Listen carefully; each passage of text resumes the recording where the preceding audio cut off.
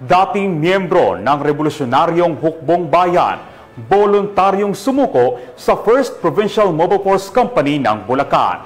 Ang detalye ng balitang yan ay ihahatid ni Patrolwoman Cristalyn Javier.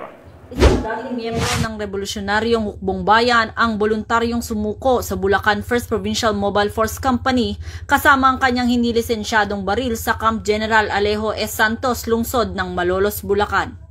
Ang pagsuko ay pinangasiwaan ng naturang unit sa ilalim ng pamumuno ni Police Major Norheda G. Usman, Acting Force Commander, katuwang ang Malolos City Police Station, Bulacan PIU, 70IB at 301st MC Regional Mobile Force Battalion.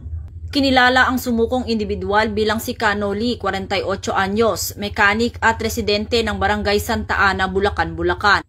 Ayon sa kanya, siya ay dating kasapi ng Revolusyonaryong Hukbong Bayan na kilalang kumikilos sa mga baybaying bahagi ng Bulacan, Pampanga, Zambales at Bataan. Kasabay nito ay ang voluntaryong pagsuko sa isang caliber 38 revolver na may 3 bala.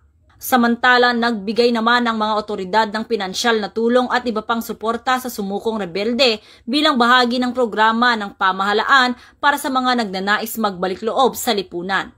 Tinitiyak naman ni Police Colonel Angel L. Garciliano, Provincial Director ng Bulacan Police Provincial Office, na patuloy nilang isusulong ang mga programa para hikayatin ang iba pang nalalabing rebelde na magbalik loob sa pamahalaan at mamuhay ng payapa kasama ang kanilang pamilya. Mula dito sa Bulacan Police Provincial Office, ako ang inyong PNN Correspondent, Patrolwoman Pearl Cristalyn Javier, alagad ng batas, tagataguyod ng Balitang Pulis.